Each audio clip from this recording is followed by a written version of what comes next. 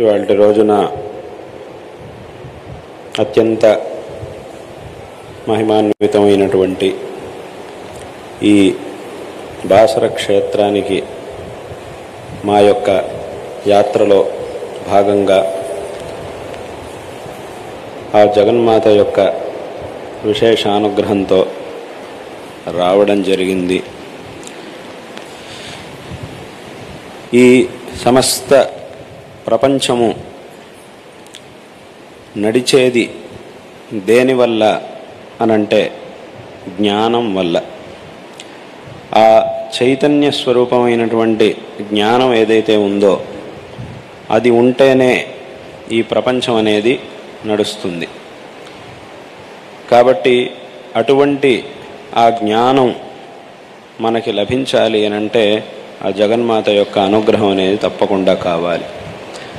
అమ్మవారి యొక్క అనుగ్రహం ఉంటేనే ఈ జ్ఞానం అనేది అత్యంత దుర్లభమైనటువంటి జ్ఞానం మనకి లభిస్తుంది.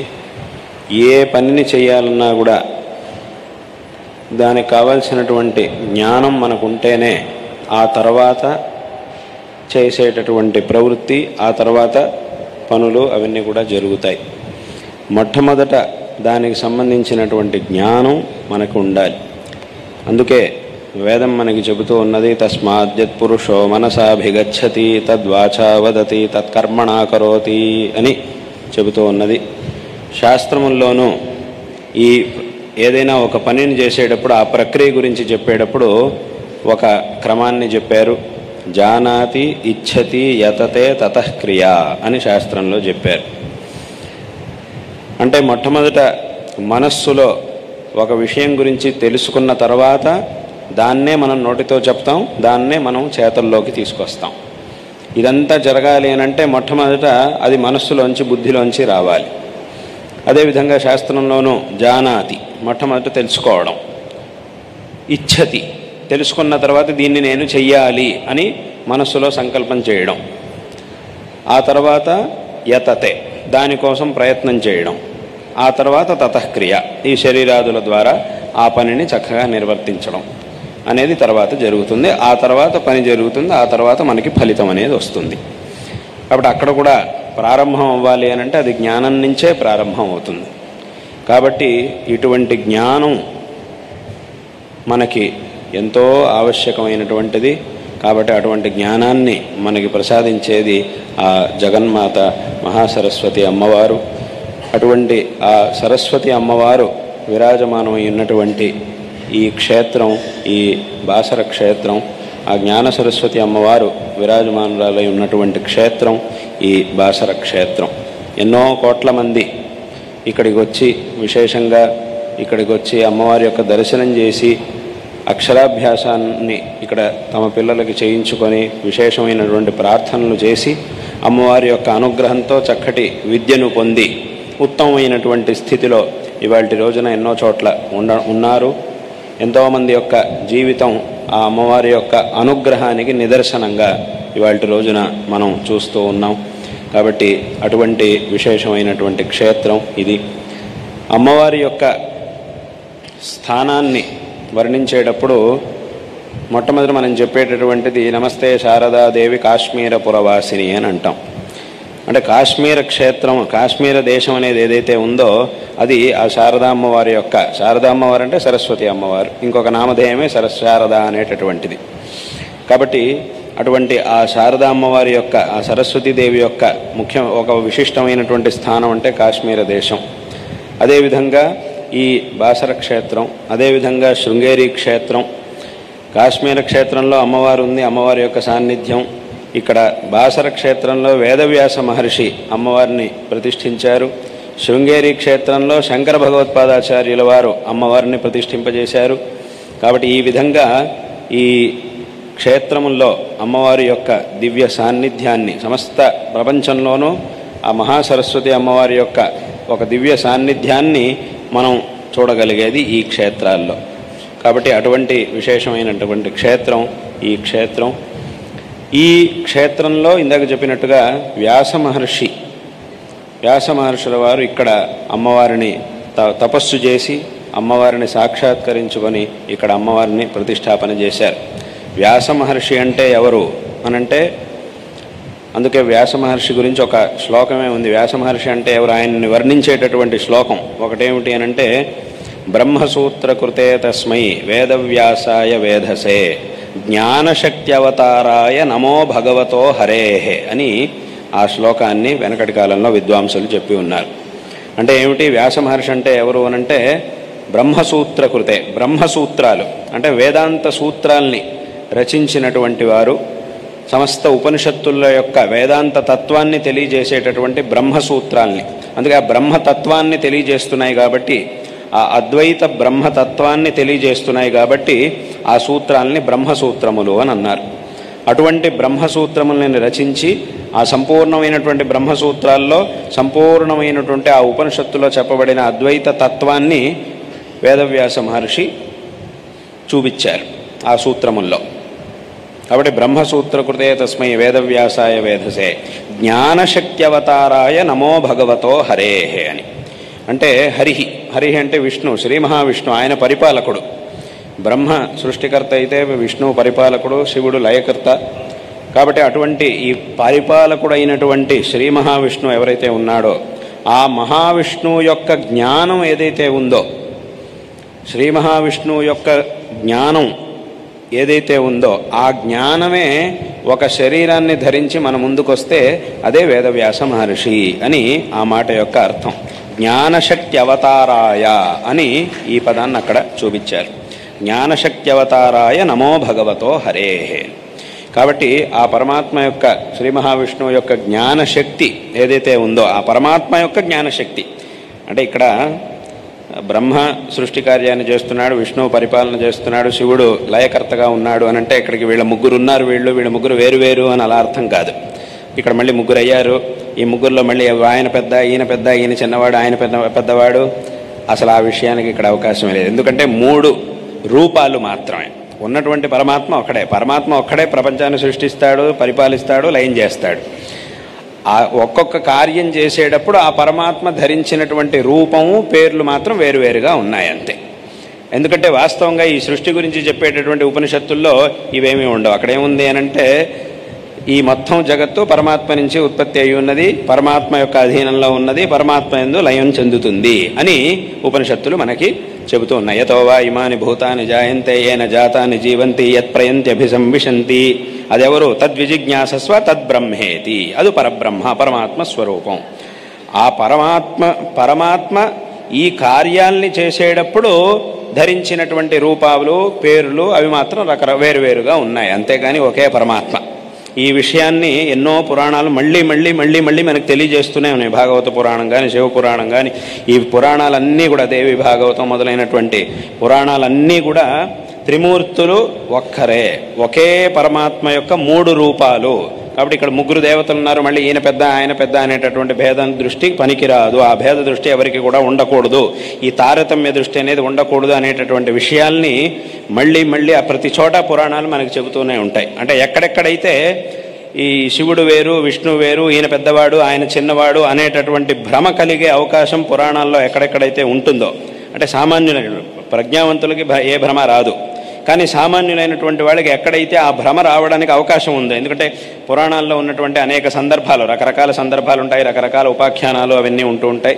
ఆ భగవంతుడి యొక్క లీలా రూపములైనటువంటి ఉపాఖ్యానాలు ఉంటాయి. అంటే కొన్ని చోట్ల శివుడు గొప్పవాడిగా కనపడతాడు, విష్ణు చిన్నవాడిగా కనపడతాడు పురాణాల్లో. కొన్ని చోట్ల విష్ణు చిన్నవాడిగా, శివుడు పెద్దవాడుగా, విష్ణువు పెద్దవాడుగా, శివుడు చిన్నవాడుగా, ఈ రకంగా కనపడుతూ ఉంటారు అక్కడక్కడ. కానీ ఇదంతా ఇలాంటి సందర్భాలను చూసినప్పుడు ఈయన పెద్దవాడు, ఈయన చిన్నవాడు, ఈయన గొప్పవాడు, ఆయన సామాన్యుడు అనేటటువంటి భ్రమ మనకు కలుగుతుంది. అంటే ఇవన్నీ కూడా లీలా రూపంగా భగవంతుడు చేసినటువంటి కార్యాలు.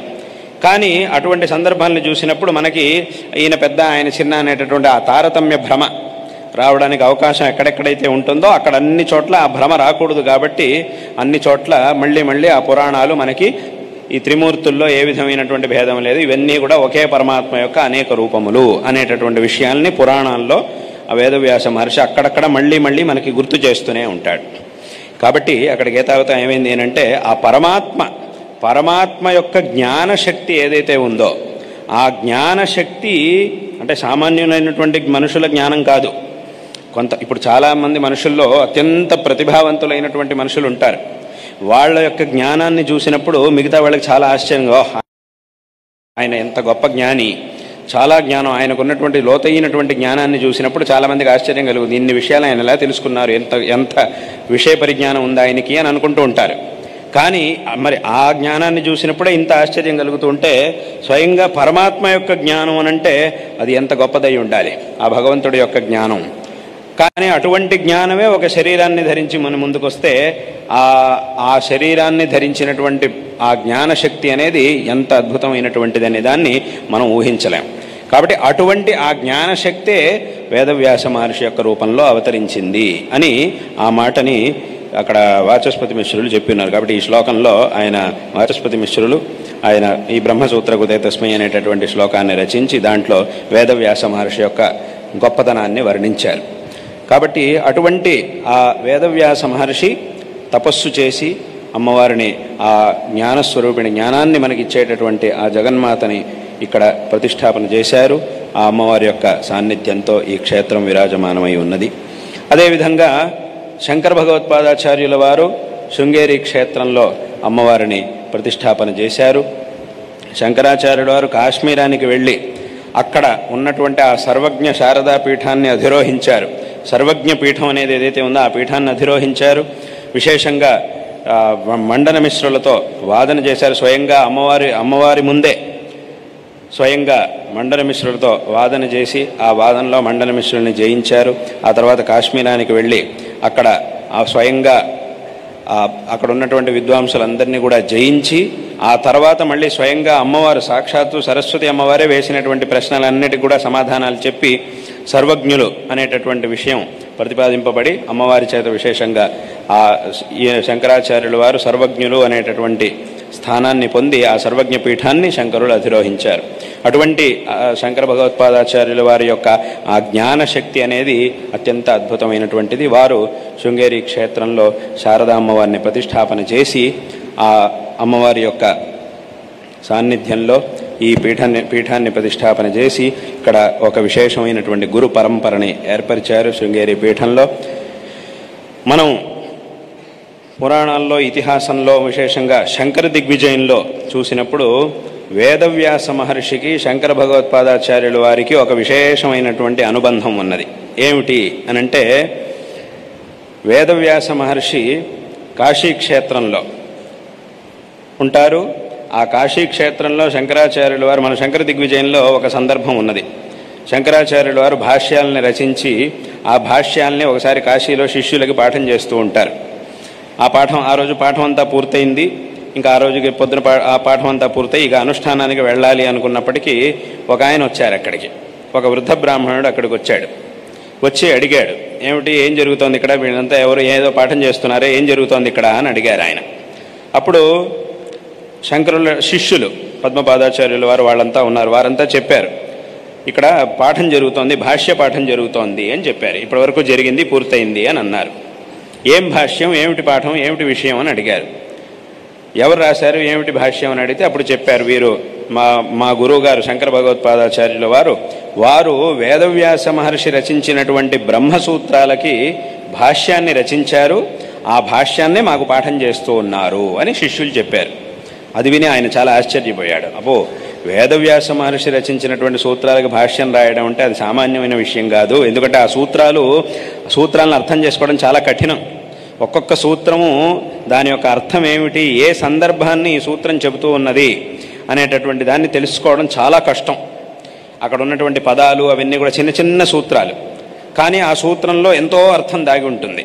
ఆ ఉపనిషత్తుల యొక్క సమస్త అర్థాన్ని నిర్ణయం చేసేటటువంటి విషయాలు ఆ సూత్రంలో దాగుంటాయి. కాబట్టి వాటన్నిటినీ కనిపెట్టి ఈ భాష్యం రాయడం అనేది ఇది సామాన్య వ్యక్తుల వల్ల అయ్యే పని కాదు. కాబట్టి ఇటువంటి అద్భుతమైనటువంటి భాష్యాన్ని రాయడం అంటే ఇది సామాన్యమైన పని కాదు. అయితే మీరు ఇట్లా భాష్యాన్ని రచించారంటున్నారు కాబట్టి నాకు ఒక ఇది ఉంది మనస్సులో, ఏమిటంటే నేనేదైనా ఒక సూత్రాన్ని అడుగుతాను, ఆ సూత్రానికి సమాధాన అర్థం చెప్తారా అని అడిగారు. ఆ వృద్ధ బ్రాహ్మణుడు అడిగాడు, ఏదో భాష్యం రాశానంటున్నారు కదా, సరే అయితే నేను ఒక సూత్రాన్ని అడుగుతాను, దానికి అర్థం ఏమిటో నాకు చెప్పండి అని అన్నారు. సరే అడగండి అని అన్నారు. ఇప్పుడు శంకరులు ఒక మాట అన్నారు, ఇట్లా వేదవ్యాస మహర్షి ఇలా అన్నప్పుడు వెంట వేదవ్యాస ఆయన ఆ వృద్ధ బ్రాహ్మణుడు ఇలా అన్నప్పుడు, శంకరులతో ఇలా అన్నప్పుడు శంకరులతో అన్నారు ఆయన, ఏమిటి అని అంటే, మీరు ఇట్లా మీ శిష్యులు మీ గురించి ఇలా చెప్తున్నారు, ఏదో మీరు ఇట్లా భాష్యాన్ని రాశారని చెప్తున్నారు, అయితే నేను ఒక సూత్రం అడుగుతాను, చెప్తారా దానికి అర్థం అని అన్నారు. అప్పుడు శంకరులు ఒక మాట అన్నారు, ఏమిటి అని అంటే, మేము భాష్యాన్ని రచించాము అనేటటువంటిది వాస్తవమే, అయితే మేము భాష్యాన్ని రచించాము, అన్ని విషయాలు మాకే తెలుసు అనేటటువంటి అహంకారం మాకు లేదు, మాకు ఉన్నటువంటి జ్ఞానంతో మేము ఈ భాష్యాన్ని రచించాము, నాకేం అటువంటి అహంకారం అనేది లేదు, మిమ్మల్ని చూస్తే ఎవరో చాలా గొప్పవారు అని నాకు అనిపిస్తోంది, మా మనస్సు అట్లా చెబుతోంది, మీరు ఎవరో గొప్పవారుగా ఉన్నారు, మీరు అడగండి, మీరు అడగాల్సింది అడగండి, నాకు తెలిసినంత వరకు నేను చెప్తాను అని ఇట్లా వినయంగా శంకరులు సమాధానం చెప్పారు. సరే, అలాగైతే ఒక సూత్రం ఉంది, ఏదో ఒక సూత్రాన్ని చెప్పి, ఈ సూత్రం 3వ అధ్యాయంలో ఒక సూత్రం ఉంది, ఈ మొట్టమొదటి సూత్రం, ఈ సూత్రానికి ఏమిటి అర్థం అని అడిగారు. అప్పుడు శంకరుడు దానికి అర్థాన్ని చెప్పారు, దీనికి ఇలా అర్థం, ఈ సూత్రానికి ఇదే అర్థం అని చెప్పారు. అప్పుడు వెంటనే ఆయన ఏం చేశారంటే, శంకరులు చెప్పినటువంటి అర్థాన్ని ఖండించారు, ఇది కుదరదు, ఇలా చెప్తే ఇలా చెప్పడం కుదరదు అని దాన్ని ఖండించారు. మళ్ళీ దానికి శంకరాచార్యుల వారి సమాధానం, కాదు ఇలాగే చెప్పాలి, ఈ సూత్రానికి ఇలా అర్థం చెప్తేనే సరిపోతుంది అని మళ్ళీ ప్రతిపాదన చేశారు. మళ్ళీ దాన్ని ఆయన ఖండించారు, మళ్ళీ శంకరులు సమాధానం చెప్పారు, మళ్ళీ ఆయన ప్రశ్నించారు, మళ్ళీ సమాధానం. ఈ రకంగా వాళ్ళిద్దరి మధ్య పెద్ద వాదన మొదలైంది. ఆ వృద్ధ బ్రాహ్మణుడు మరియు శంకరాచార్యుల వారి మధ్య పెద్ద వాదన జరిగింది. చాలా దీర్ఘకాలం ఆ వాదన జరిగింది. చాలా కాలం పాటు వాదన జరిగిన తర్వాత ఆయన అడిగినటువంటి అన్ని ప్రశ్నలకు ఆయన ఎన్ని రకాలుగా ఖండించినా కూడా మళ్ళీ శంకరులు దాన్నే అడిగినటువంటి ఆక్షేపణలు, ప్రశ్నలు అన్నిటికీ కూడా శంకరాచార్యుల వారు సమాధానం చెప్పారు. ఈ రకంగానే చెప్పి తాము రాసినటువంటి భాష్యాన్ని సంపూర్ణంగా సమర్థించి ఆ అర్థాన్ని ప్రతిపాదన చేశారు. అదంతా చేసిన తర్వాత అప్పుడు ఆయనకు చాలా సంతోషపడ్డాడు. అవును, దీని మీద ఎన్ని రకాలుగా పూర్వపక్షాలు, ప్రశ్నలు, ఆక్షేపణలు చేసినా కూడా అన్నిటికీ శంకరులు సమాధానం చెప్పారు. అదంతా విన్న తర్వాత ఆయన చాలా సంతోషించి ఆయన యొక్క నిజస్వరూపాన్ని చూపించారు. ఆయన ఎవరు అనంటే వేరెవరో కాదు, ఎవరి సూత్రాలకైతే శంకరులు భాష్యాన్ని రాశారో ఆ వేదవ్యాస మహర్షే ఆ రోజున శంకరులు రాసినటువంటి భాష్యాన్ని పరీక్షించడానికి ఆ సందర్భంలో అలా వచ్చారు. వచ్చి చాలా సంతోషపడి ఆ భాష్యాన్ని అంతా చూసి ఒక మాట అన్నారు, ఏమిటి అనంటే, వ్యాఖ్యాయ అసంఖ్యై కవిభిః పురైతత్ వ్యాఖ్యాస్యతే కైశ్చిదితః పరంచ భవానివాస్మద్హృదయం కిమేతే సర్వజ్ఞ విజ్ఞాతుమలం నిగూఢం అని అన్నారు ఒక మాట. ఏమిటి అనంటే, అక్కడ దీని యొక్క అర్థం ఏమిటి అనంటే, మేము రచించినటువంటి బ్రహ్మసూత్రాలకి ఇంతకు ముందు కూడా ఎంతోమంది భాష్యాల్ని రాశారు, ఇక తర్వాత కూడా కొంతమంది భాష్యాల్ని రాస్తారు, కానీ మీరు రాసినటువంటి భాష్యం ఏదైతే ఉందో ఇది అసలుగా మేమేమనుకున్నామో ఆ అర్థాన్ని ఈ భాష్యం తెలియజేస్తూ ఉన్నది.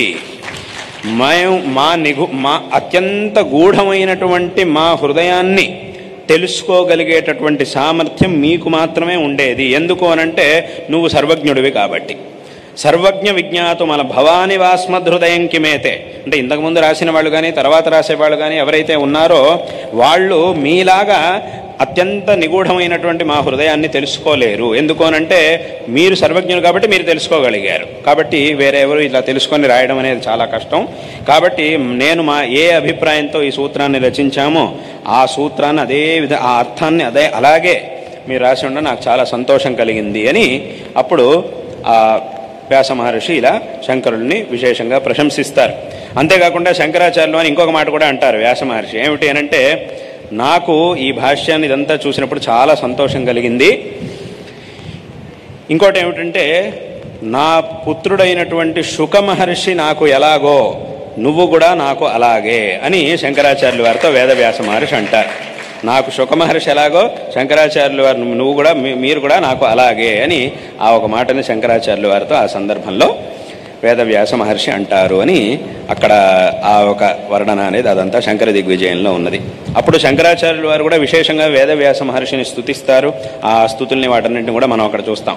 అక్కడ శంకరాచార్యుల వారు ఒక మాట అంటారు. వేదవ్యాస మహర్షిని స్తుతించేటప్పుడు ఒక మాట అంటారు, మీ యొక్క జ్ఞానశక్తి అనేది ఏదైతే ఉందో అది అత్యంత అద్భుతమైనటువంటిది.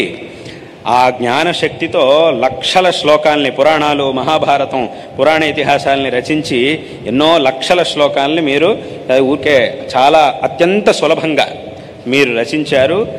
లోకంలో ఉండేవాళ్ళు చాలామంది పండితులు ఉంటారు లోకంలో. అప్పుడు శంకరులు ఈ మాట అంటారు, ఏమిటంటే లోకంలో చాలామంది పండితులు 2 శ్లోకాలు రాయడానికి ఎంతో కష్టపడుతూ ఉంటారు.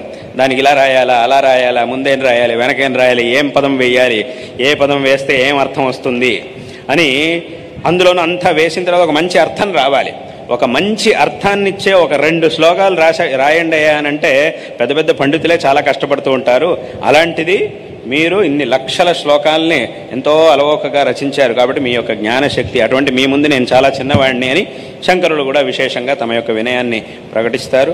వేదవ్యాస మహర్షి శంకరులను విశేషంగా ప్రశంసించి ఆ సందర్భాన్ని మనం శంకర దిగ్విజయంలో చూడగలుగుతాం. కాబట్టి ఇదంతా ఎందుకు చెప్పొచ్చాను అనంటే ఈ క్షేత్రానికి, ఈ బాసర క్షేత్రానికి, శృంగేరి క్షేత్రానికి ఉన్నటువంటి విశేషమైనటువంటి సంబంధం, శంకరాచార్యుల వారికి వేదవ్యాస మహర్షికి ఉన్నటువంటి విశేషమైనటువంటి సంబంధం, వ్యాస మహర్షి ప్రతిష్ఠించినటువంటి అమ్మవారి సాన్నిధ్యంతో విరాజమానమైనటువంటి ఈ బాసర క్షేత్రానికి, శంకర భగవత్పాదాచార్యుల వారు ప్రతిష్ఠించినటువంటి శారదామ్మవారు విరాజమానమై శారదా పీఠం ఉన్నటువంటి శృంగేరి క్షేత్రానికి కూడా ఇటువంటి ఒక విశేషమైనటువంటి సంబంధం అనేది వెనకటి నుంచి అనాది కాలంగా, ప్రాచీన కాలం నుంచి ఇటువంటి సంబంధం అనేది 2 క్షేత్రాలకి ఉన్నది. ఇక్కడికి మా పరమ గురువులు జగద్గురు శ్రీ శ్రీ అభినవ విద్యాతీర్థ మహాస్వామి వారు, మా గురువరేణ్యులు ఇక్కడికి అనేక పర్యాయములు ఇక్కడికి విచ్చేశారు.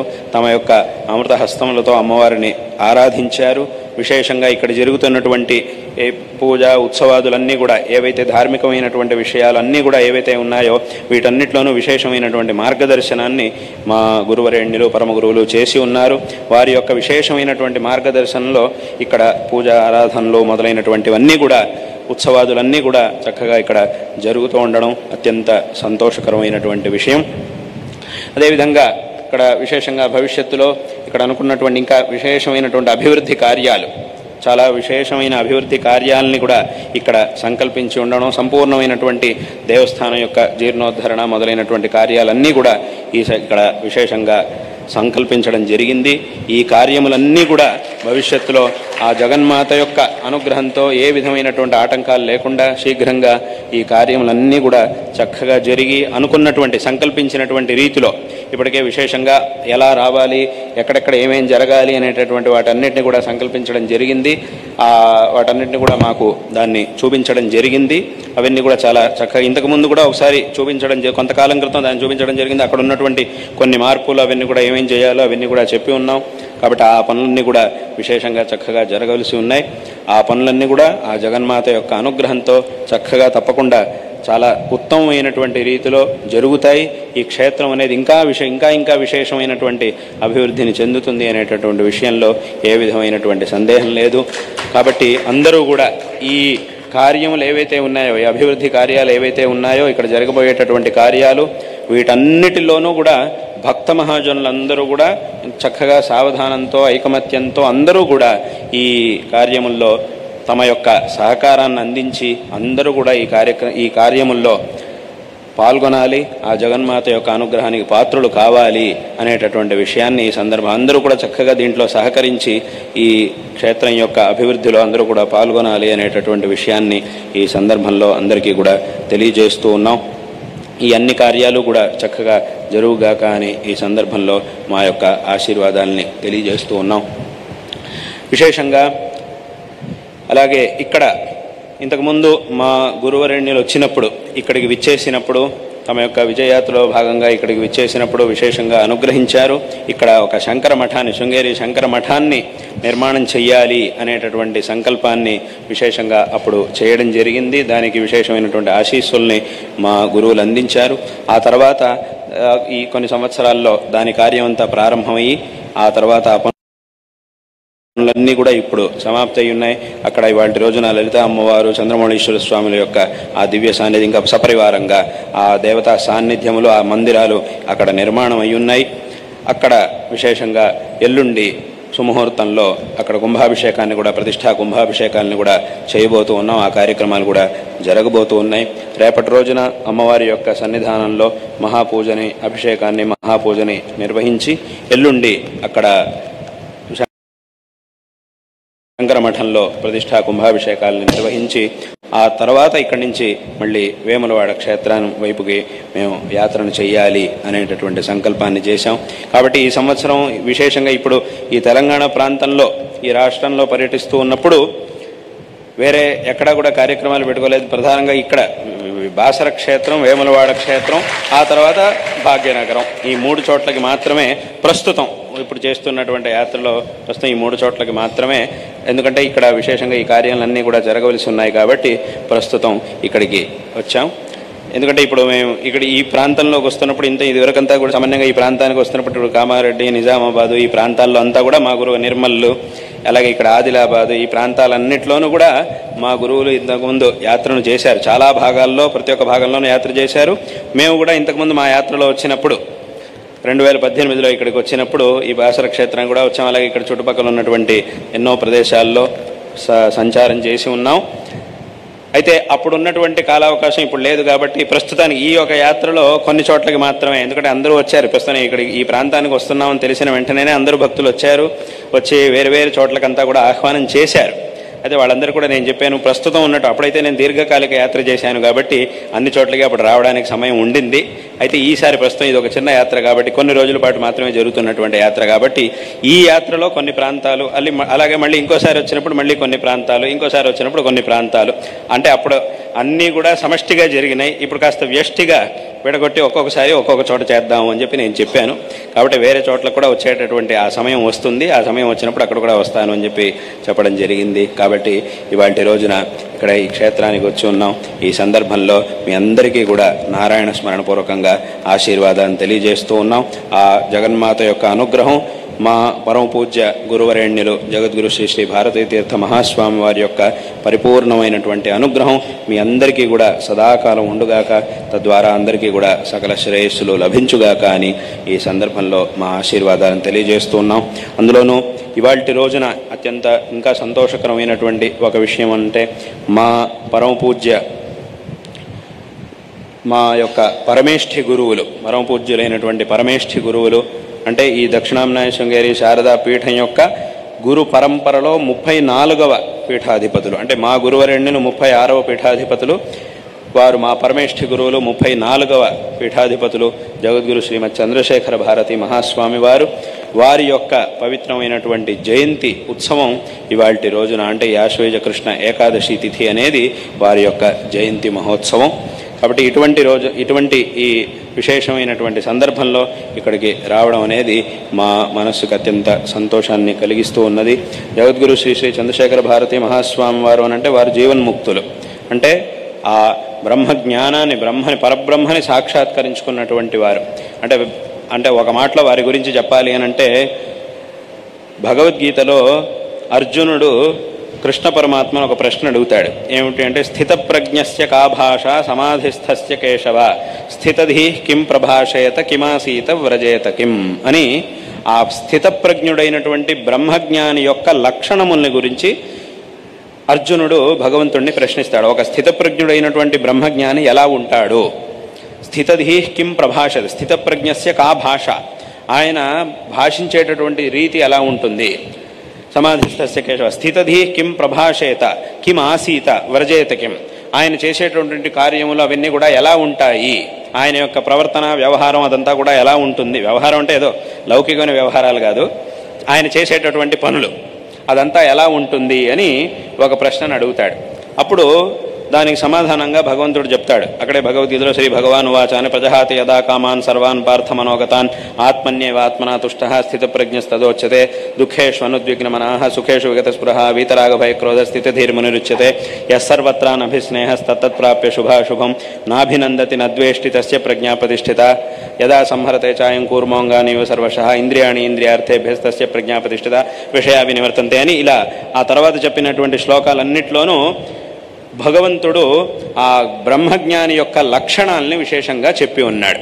అర్జునుడి ప్రశ్నకు సమాధానంగా ఆ బ్రహ్మజ్ఞాని యొక్క శైలి, ఆయన యొక్క స్వభావం, ప్రవర్తన అన్నిటినీ కూడా అక్కడ చెప్పి ఉన్నాడు. అక్కడ భగవంతుడు ఏ లక్షణాలనైతే బ్రహ్మజ్ఞాని గురించి చెప్పి ఉన్నాడో అటువంటి ఆ లక్షణాలన్నిటికీ ఒక ఉదాహరణ, ఎవరైనా ఒక వ్యక్తిని మాకు ఉదాహరణగా చూపించండి అనంటే అది చంద్రశేఖర భారతి మహాస్వామి వారు. ఆ స్థితప్రజ్ఞుడి లక్షణాలని భగవంతుడు ఏదైతే భగవద్గీతలో చెప్పాడో ఆ లక్షణాలన్నిటి కూడా ఒక ఉదాహరణ అంటే అది వారి యొక్క ఆ జీవన శైలి అనేది ఏదైతే ఉందో అది ఎన్నో సందర్భాలున్నాయి. వారికి ఉన్నటువంటి ఆ స్థితప్రజ్ఞ లక్షణాలకి ఎన్నో సందర్భాలు వారి యొక్క జీవితంలో మనం చూడగలుగుతాం. అందుకే అలాగే ఇంకొక చోట కూడా భగవంతుడు ఒక మాట అంటాడు, యస్మిన్ స్థితో న దుఃఖేన గురుణాపి విచాల్యతే అని ఒక మాట అంటాడు. అంటే దీని అర్థం ఏమిటంటే, ఏ బ్రహ్మనిష్టలో ఉన్నటువంటి బ్రహ్మజ్ఞాని ఏ విధమైనటువంటి శస్త్రాస్త్రములతో కూడా ఏం చేసినా కూడా దాని యొక్క దుఃఖం అనేది ఆయనకు ఉండదు అనేటటువంటి మాటని అక్కడ చెప్పారు. అందుకే దానికి ఒక ఉదాహరణ ఉంది. వారి యొక్క జీవితంలోనే, వారి యొక్క జీవన సందర్భంలోనే ఒక ఉదాహరణ ఉంది. అక్కడ విశేషంగా శృంగేరిలో నవరాత్రి ఉత్సవాల సందర్భంలో దర్బారు ఉత్సవం అని ఒకటి జరుగుతుంది. దాంట్లో వెనకటి నుంచి విజయనగర సామ్రాజ్య కాలం నుంచి, అప్పటి కాలంలో విజయనగర సామ్రాజ్యాన్ని విద్యారణ్య మహాస్వామి వారు, అంటే ఈ పీఠం యొక్క 12వ అధిపతులు విద్యారణ్య మహాస్వామి వారు విజయనగర సామ్రాజ్యాన్ని స్థాపింపజేశారు. హరిహరరాయుడు, బుక్కరాయుడు వాళ్ళ చేత ఆ విజయనగర సామ్రాజ్యాన్ని స్థాపింపజేశారు. చేసి దానికి తమ యొక్క తపస్సుతో వారిని అనుగ్రహించి దానికి కావలసినటువంటి అనుగ్రహాన్ని చేసి విజయనగర సామ్రాజ్యాన్ని స్థాపించారు. అప్పుడు ఆ విజయనగర మహారాజులు ఏం చేశారు అనంటే, వారి యొక్క కిరీటాలని, రాజలాంఛనాల్ని, వాటన్నిటినీ కూడా విద్యారణ్యుల వారికి సమర్పించారు. తమరెప్పుడు కూడా వీటిని ధరించాలి, ఈ రాజలాంఛనాలను ఎప్పుడు కూడా తమరు వీటిని ధరించాలి, ఇవి ఎప్పుడు కూడా తమతో పాటే ఉండాలి అని ప్రార్థించారు. అప్పుడు విద్యారణ్యుల వారు సన్యాసులు కాబట్టి ఇవన్నీ మాకు అక్కర్లేదు అని చెప్పారు. కానీ వాళ్ళు విశేషంగా ప్రార్థించారు, మళ్ళీ విశేషంగా ప్రార్థించారు కాబట్టి ఆ శిష్యానుగ్రహ బుద్ధితో వాటిని స్వీకరించారు.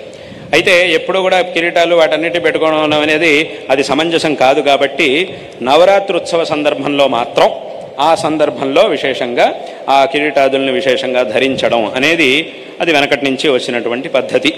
ఆ పద్ధతి ఇప్పటికి కూడా విశేషంగా, అప్పటి నుంచి ప్రారంభమైనటువంటి ఆ పద్ధతి ఇప్పటికి కూడా విశేషంగా కొనసాగుతూ ఉన్నది. అక్కడ ఆ సందర్భంలో ఏమవుతుంది అంటే, ఓ విశేషమైనటువంటి వస్త్రాన్ని ధరించేది ఉంటుంది.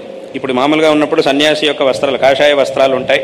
కానీ ఆ నవరాత్రి యొక్క ఆ సందర్భంలో ప్రతిరోజు ఆ 9 రోజుల పాటు, నవరాత్రి ఉత్సవ సందర్భంలో 9 రోజుల పాటు ప్రతిరోజు 1 గంటన్నర పాటు ఆ కార్యక్రమం జరుగుతుంది. అమ్మవారి యొక్క సన్నిధిలో మాత్రమే ఆ ఒక కార్యక్రమం జరుగుతుంది. అప్పుడు విశేషంగా ధరించేటటువంటి వస్త్రాలు ఉంటాయి.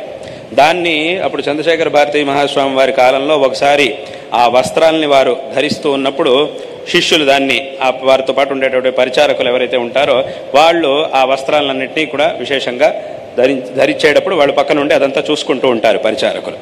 అప్పుడు ఆ వస్త్రం అనేది అది పట్టు వస్త్రం. ఆ పట్టు వస్త్రం కాబట్టి అది జారిపోకుండా ఉండడం కోసం అక్కడక్కడ కొన్ని పిన్నీసులు అని అంటారు, వాటిని పెడతారు అది జారిపోకుండా ఉండడం కోసం. అలా పెట్టేటప్పుడు ఒకసారి ఏమైందంటే అయింది. ఒకరోజు ఏమైందంటే ఉత్సవం అంతా, ఆ రోజు దర్బారు ఉత్సవం అంతా అయిపోయింది. మళ్ళీ ఆ వస్త్రాలన్నింటినీ కూడా విసర్జించేటప్పుడు తీశారు. ఆ సూదిని ఇలా తీసి చూసినప్పుడు శిష్యుడు ఒక విషయం గమనించాడు. ఏమైందంటే ఆ చేతి లోపలికి ఆ సూదిని గుచ్చేసి పెట్టేశాడు శిష్యుడు. అప్పుడు తొడిగేటప్పుడు, ఆ వస్త్రాన్ని ధరించేటప్పుడే అదొక సూది దాని చేతి లోపల నుంచి పెట్టేశాడు. వాడు గమనించలేదు, ఆ వస్త్రం అంతా ఉంటుంది కాబట్టి ఆ శరీరం లోపల నుంచి ఆ సూదిని పెట్టాడు. అది చూసినప్పుడు వెంటనే వాడికి చాలా భయం పడ్డాడు. అయ్యో, నా వల్ల ఇంత పెద్ద అపచారం జరిగింది, ఇంత పెద్ద గాయం జరిగింది, గురువుగారికి ఇంత పెద్ద అపరాధం జరిగిపోయింది అని చెప్పి చాలా భయపడ్డాడు. చాలా భయపడిపోయి వాడి నోటి నుంచి మాట కూడా రాలేదు. వెంటనే చెప్పాడు, అయ్యా, నా గురువుగారి దగ్గర, జగద్గురువుల దగ్గర నివేదించాడు, నా వల్ల చాలా పెద్ద అపరాధం జరిగింది కాబట్టి తమకు నేను ఇంత పెద్ద ద్రోహం చేశాను, ఇంత పెద్ద అపరాధం చేశాను, ఇంత పెద్ద అపచారం చేశాను, ఇంత తమకి దుఃఖం కలిగేట్టుగా నేను వ్యవహరించాను కాబట్టి నన్ను క్షమించాలి, నన్ను క్షమిస్తారో ఏదైనా ఒకటి నాకు చెప్పాలి అని చెప్పి అడిగాడు. అప్పుడు నాకు ఏదైనా శిక్ష అయినా పర్వాలేదు, శిక్షించినా పర్వాలేదు, ఎందుకంటే నేను చేసిన తప్పు ఇలాంటిది కాబట్టి నన్ను శిక్షించినా పర్వాలేదు, అథవా ఏమైనా సరే ఏం చేసినా కూడా నేను దానికి సిద్ధంగా ఉన్నాను అని ఆ శిష్యుడు అన్నాడు. అప్పుడు వారు ఒక మాట అన్నారు, మాకు ఈ దేహం మీద ఏ విధమైనటువంటి మమకారము లేదు, ఈ దేహం మీద ఏ విధమైనటువంటి ఆత్మబుద్ధి మాకు లేదు. కాబట్టి వాస్తవంగా అంటే నువ్వేం చేస్తున్నావు, నేను గురువుగారికి ఏదో చేశాను, గురువుగారిని ఇబ్బంది పెట్టాను నువ్వు అనుకుంటున్నావు. అంటే గురువు అంటే ఎవరు? ఈ శరీరమా? ఈ శరీరం మేము కాదు. మా యొక్క నిజమైనటువంటి స్వరూపం అంటే ఆత్మస్వరూపం. కాబట్టి ఈ దేహం మీద మాకు ఏ విధమైనటువంటి బుద్ధి, ఆ ఆత్మబుద్ధి అనేది లేదు. కాబట్టి అసలు ఈ విధంగా జరిగినటువంటి విషయమే మాకు గమనానికే రాలేదు, అసలు ఇది మా దృష్టికే రాలేదు. దేహానికి ఏం జరుగుతున్నా కూడా అది మా దృష్టికే రాలేదు, దానివల్ల మాకు ఏ విధమైనటువంటి వికారము లేదు అనేటటువంటి మాటని అప్పుడు వారు చెప్పారు. కాబట్టి అటువంటి ఒక సందర్భం, అంటే దీన్నే అక్కడ భగవద్గీతలో కృష్ణ పరమాత్మ చెప్పాడు. ఎందుకు చెప్తున్నాను అనంటే, కృష్ణుడు చెప్పినటువంటి ఆ జ్ఞాని లక్షణాలు ఏవైతే ఉన్నాయో వాట్లకి ఎన్నో సందర్భాలని మనం వారి యొక్క జీవన చరిత్రలో చూడగలుగుతాం. అందులో ఒక సందర్భం యస్మిన్ స్థితోన దుఃఖేన గురుణాపి. గురుణాపి అనంటే అక్కడ శంకరాచార్యుల వారి భాష్యంలో శస్త్రాది నిమిత్తేన అని ఒక అర్థాన్ని అక్కడ భాష్యంలో చెప్పారు. గురుణ అంటే పెద్దది అని అర్థం. ఏదో సామాన్యమైనటువంటి దుఃఖం కాదు, కొంచెం పెద్దది, కొంచెం ఎక్కువైనటువంటి దుఃఖం. అది ఎటువంటి దుఃఖం అనంటే శస్త్రాది కృతేన దుఃఖేన అని అక్కడ ఆ భాష్యంలో శంకరాచార్యుల వారు అర్థాన్ని చెప్పారు. కాబట్టి ఈ దేహం మీద మాకు ఏ విధమైనటువంటి ఆత్మబుద్ధి అనేది లేదు అని ఆ సందర్భంలో వారు చెప్పారు. కాబట్టి అంటే ఇది వారి యొక్క ఆ జ్ఞాన నిష్ఠ, బ్రహ్మజ్ఞానం అనేది అంత ఉత్కృష్టమైనది. దాన్ని మనం వారు అటువంటి మహాజ్ఞానులు వారి యొక్క విశేషమైనటువంటి ఈ జయంతి మహోత్సవం అది ఇవాల్టి రోజున జరుగుతూ ఉన్నది. కాబట్టి ఈ సందర్భంలో ఈ దివ్య సన్నిధానానికి, ఈ దివ్య సాన్నిధ్యం, అమ్మవారి యొక్క దివ్య సాన్నిధ్యానికి ఇక్కడికి రావడం అనేటటువంటిది చాలా సంతోషకరమైనటువంటి విషయం. ఈ సందర్భంలో మీ అందరికీ కూడా మరొక మారు నారాయణ స్మరణ పూర్వకంగా ఆశీర్వాదాలని తెలియజేస్తూ ఉన్నాం. శారదా చంద్రమౌళీశ్వరుల యొక్క, మా గురువరేణ్యుల యొక్క పరిపూర్ణమైనటువంటి అనుగ్రహం మీ అందరి యందు సదాకాలం ఉండుగాక, అందరికీ కూడా సకల శ్రేయస్సులు లభించుగాక అని ఈ సందర్భంలో ఆశీర్వాదాలని తెలియజేస్తున్నాం.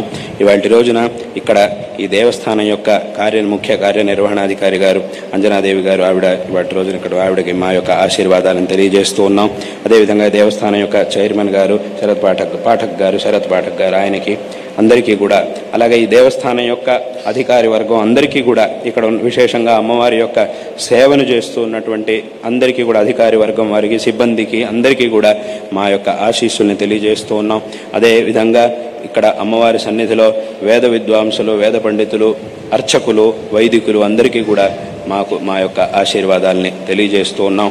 అదేవిధంగా విశేషంగా ఇక్కడ శంకరమఠం యొక్క నిర్మాణం, వాటన్నిటిలోనూ శంకరమఠం యొక్క సమితిలో దానిలో అంతా శ్రమించినటువంటి భక్తులకి అందరికీ కూడా మా యొక్క ఆశీర్వాదాలని, సమస్త ఆస్తిక భక్త మహాజనులకు కూడా మా యొక్క ఆశీర్వాదాలని ఈ సందర్భంలో తెలియజేస్తూ ఉన్నాం. మరొక మారు అందరికీ ఆశీర్వాదాలను తెలియజేసి ఈ మాటల్ని ఇక్కడికి ముగిస్తూ ఉన్నాం. హర నమః పార్వతీపతయే, హర హర మహాదేవ.